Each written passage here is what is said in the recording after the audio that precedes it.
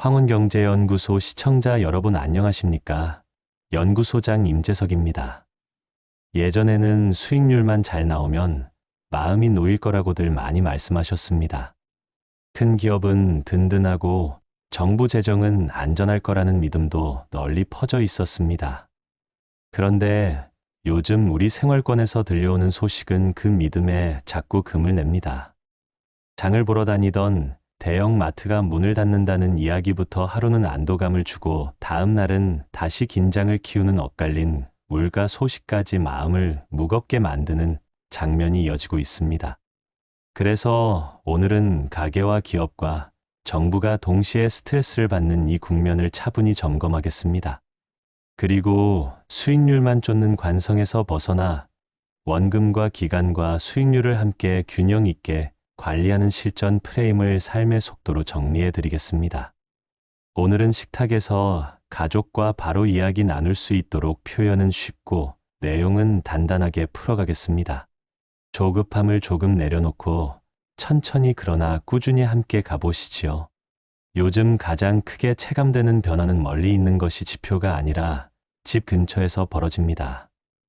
우리 동네 홈플러스가 문을 닫는다는 말을 들으면 소식이 아니라 생활이 바뀝니다.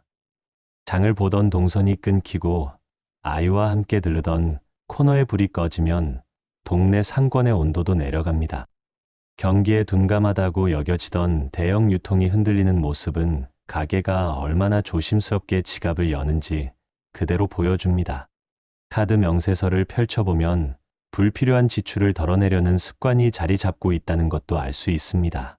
작은 절약은 늘어나는데 매춘 줄어든 가게는 더 버티기 어려워집니다. 사장님의 인사말이 짧아지고 손님들의 발걸음도 빨라집니다. 체감 경기는 이렇게 생활 속에서 먼저 드러납니다. 거창한 표현이 필요 없습니다. 장바구니가 가벼워지면 마음도 같이 가벼워지지 못합니다. 미국의 통계 자료에 따르면 최근 소비자 물가는 시장 예상보다 조금 낮게 나왔고 생산자 물가는 오히려 높아지는 엇갈린 흐름을 보였습니다. 관세 이슈와 맞물리면서 물가가 쉽게 꺾이지 않을 수 있다는 경계가 다시 커지고 있습니다. 같은 경제라도 소비의 앞단에서 보는 풍경과 생산 비용의 뒷단에서 보는 풍경이 다르게 잡히는 셈입니다. 이럴 때 시장은 하루에도 표정이 여러 번 바뀝니다. 아침엔 괜찮겠다 싶다가도 저녁엔 다시 마음이 무거워집니다. 뉴스가 요란할수록 지갑을 여는 손은 망설여지고 투자 버튼을 누르는 손가락은 더 조심스러워집니다. 이런 날엔 누군가의 화려한 수익담보다 우리 집 일정표와 장보기 메모가 더 큰 힘을 발휘합니다. 우리 삶의 리듬이 무너지지 않게 붙잡아 주기 때문입니다. 오늘의 키워드는 원금, 기간, 수익률의 3요소 균형입니다. 자산의 결과는 결국 얼마를 담아두었는지와 얼마나 오래 두었는지와 그 위에 얹히는 수익률이 함께 만들어냅니다. 하나가 아무리 좋아도 나머지 둘이 받쳐주지 않으면 체감성과는 약해집니다. 수익률이 잠깐 좋았어도 원금이 얇으면 열매가 작고 기간이 짧으면 열매가 익기 전에 가지를 잘라버리는 꼴이 됩니다. 반대로 시장이 거칠어도 원금이 두툼하고 기간이 충분하면 중간에 파도는 거품처럼 사라집니다. 이 균형은 이론이 아니라 생활 설계의 기준선입니다. 월말에 남는 돈으로 저축을 하는 방식에서 한 발 더 나아가 월 초에 먼저 저축을 빼두고 남은 돈으로 쓰는 방식으로 구조를 바꾸면 원금의 두께는 시간이 갈수록 자연스럽게 늘어납니다. 보유기간을 마음속으로만 다짐하지 말고 달력에 날짜를 적어 약속으로 만들어 두면 시장의 소음이 커져도 계획은 자리를 지킵니다. 경기 둔감 업종까지 흔들리는 국내 체감 경기와 글로벌 물가 지표의 혼선은 변동성 확대의 신호로 읽힙니다. 가게는 지출을 줄이고 기업은 투자와 고용을 신중히 조정하고 정부는 재정의 여유폭을 다시 계산합니다. 셋이 동시에 긴장을 높이면 경제의 맥박은 고르게 뛰기 어렵습니다. 이때 수익률만 추격하는 접근은 위험을 키울 수 있습니다. 바깥의 속도와 방향은 우리가 통제할 수 없기 때문입니다. 그래서 무게 중심을 통제 가능한 축으로 옮겨야 합니다. 원금을 조금 더 두껍게 하고 보유 기간을 조금 더 길게 잡아 수익률이 제 역할을 할 시간을 주는 것입니다. 이렇게 관점을 바꾸면 뉴스의 온도는 달라도 우리 집 계획의 온도는 일정하게 유지됩니다. 조급함이 줄고 실수도 줄어듭니다. 마음이 흔들릴 때 기준으로 돌아가는 힘이 생깁니다. 지금의 문제는 자산 가격이 먼저 달리고 실물의 걸음이 뒤따르지 못하는 괴리입니다. 내수와 고용과 재정의 압박이 동시에 커지는 시기에는 방향을 맞추려는 베팅이 오히려 손실을 키우기 쉽습니다. 좋은 소식에 마음이 달아올라 늦게 올라탄 뒤 흔들리면 서둘러 내려오는 일이 반복됩니다. 이렇게 움직이면 성과는 얇고 피로는 두껍습니다. 은퇴가 가까운 분들께는 더 치명적입니다. 시간을 다시 벌기가 어렵기 때문입니다. 그래서 방어력을 먼저 세워야 합니다. 방어력은 겁이 아니라 준비입니다. 생활비 쿠션을 한 달분 더 두텁게 하고 갑작스럽게 나갈 지출을 목록으로 적어 미리 대비합니다. 카드 결제일과 월세 이체일을 같은 주간에 몰아놓고 그보다 앞선 날짜에 저축 자동이체를 걸어두면 계획이 흐트러지지 않습니다. 장보기 전에는 오늘 필요한 것만 메모해 가고 충동 구매를 줄이는 대신 가족과 먹을 메뉴를 먼저 정하면 지출은 자연스럽게 다이어트가 됩니다. 식탁에서는 서로의 마음을 확인합니다.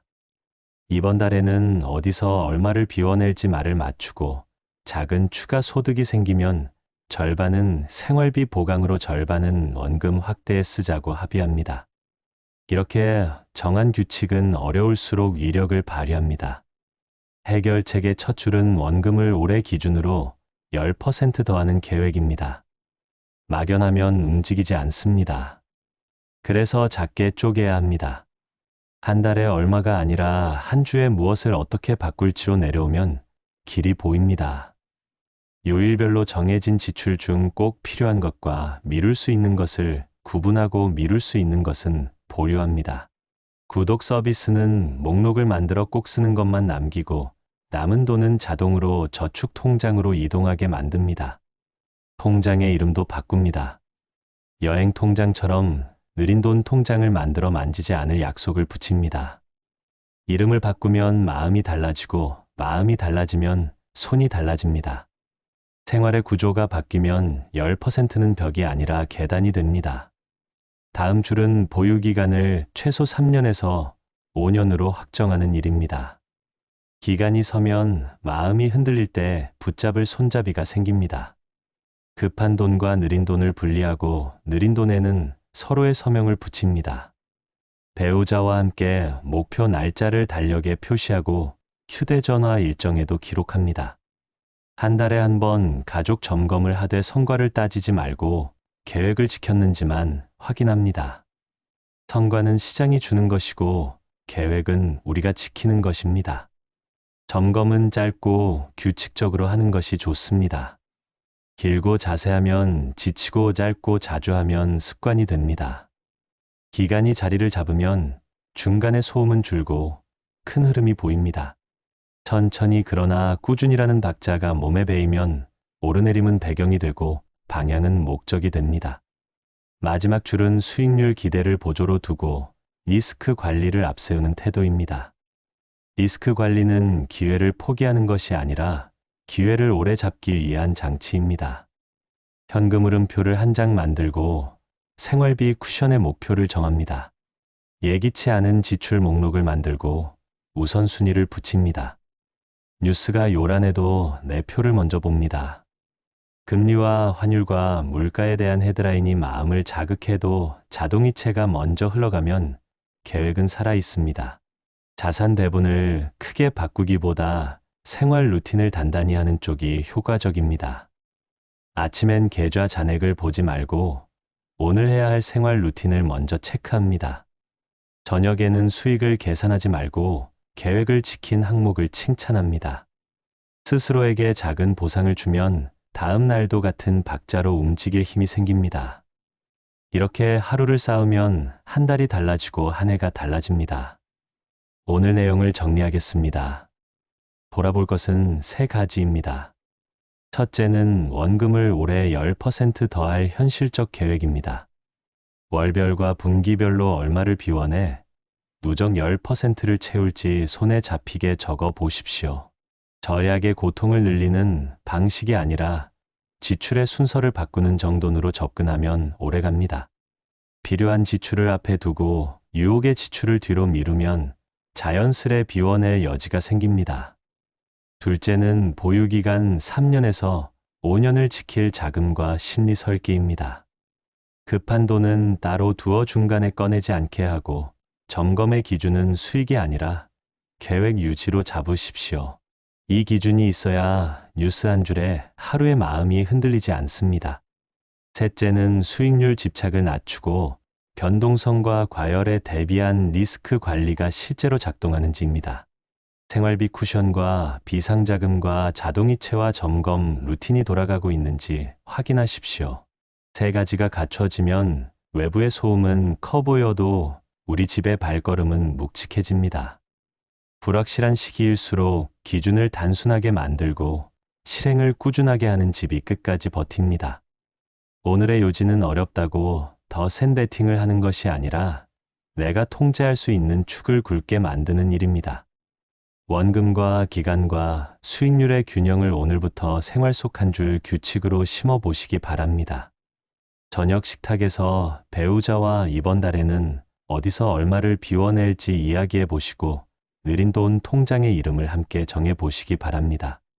자동이체 날짜를 월초로 당겨 먼저 저축하고 나중에 소비하는 구조로 바꾸어 보시기 바랍니다. 주말에는 동네 한 바퀴를 걸으며 마음을 다독이고 월요일엔 계획표를 다시 붙여 보시기 바랍니다. 천천히 그러나 꾸준히라는 리듬이 여러분 가정의 생활 박자가 되면 시장의 파도는 배경이 되고 여러분의 발걸음은 목적을 향해 나아갑니다. 오늘 내용에 공감하셨다면 구독과 좋아요, 알림 설정 부탁드립니다. 여러분의 생각과 경험을 댓글로 남겨주시면 다음 이야기에도 큰 힘이 됩니다. 황혼경제연구소는 여러분의 후반전을 늘 곁에서 함께 걸어가겠습니다.